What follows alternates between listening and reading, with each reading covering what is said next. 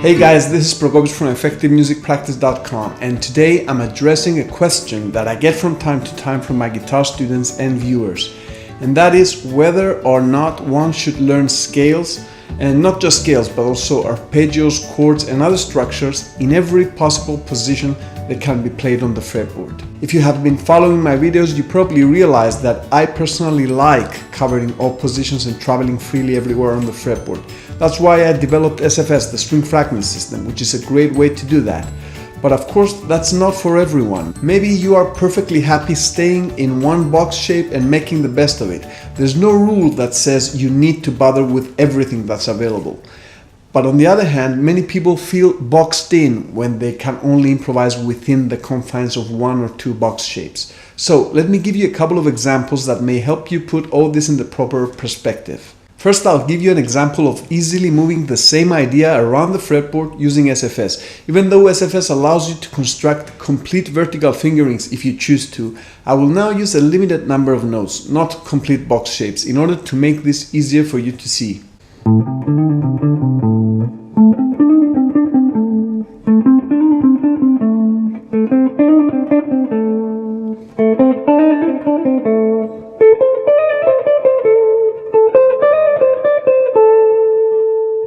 In this case, I had the opportunity to play these few notes in different areas of the fretboard, different octaves, different string thicknesses that produce different sound qualities. So these options can add to the variety of your solo, even if you play similar ideas. When you move around different fretboard areas freely, this allows you to control the energy of your improvisation. But the fingering configuration I just used was still very similar in all positions.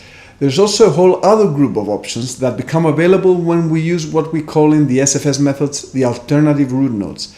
These different starting points give you a different orientation even if you're playing the same notes. For those of you that are used to thinking in terms of vertical box shapes, these alternative root notes just appear at some other point within those same box shapes. For example, instead of playing my phrase starting on finger 1, I do it using finger 3.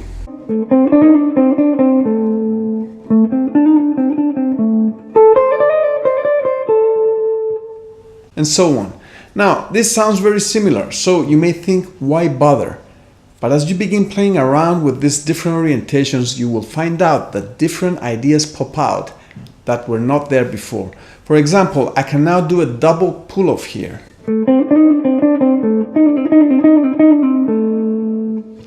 I couldn't do that before because I had to cross strings, which of course sounds very different. So this is just one example of how the more options we have, the richer your phrasing can become, because different positions generate different ideas. So here's the deal, you can stick to one or two box shapes and perhaps you can squeeze enough out of them to keep you satisfied. Some of the great old-timers made some great music that way. But if you are after fretboard freedom and you're looking for the ability to express yourself in new ways that are not limited in a few classic choices, then you need to break out and explore new options. And if you watch my lessons for any length of time, you know that I recommend using SFS or the string fragment system for that, instead of trying to memorize a million box shapes. There are of course other methods out there, but I think SFS is the best place to start if you're looking for a fresh look at the guitar fretboard. You can find links below to sign up for one of my free SFS crash courses. So if you're new to this, I highly recommend that you do that. You won't regret it. Well, that's all I have for now. Thanks for watching, and remember, enjoy your practice and be effective.